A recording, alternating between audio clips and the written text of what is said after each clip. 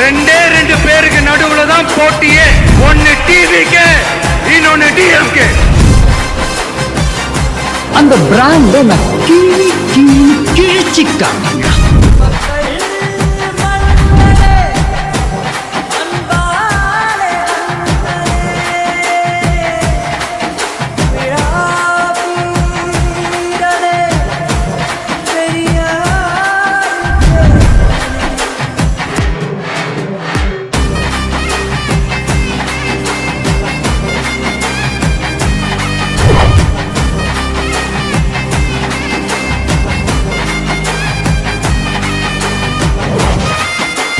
அங்க ஒருத்தன் வருவான் பாருங்க, அவன் லீடரா மாறுவான்.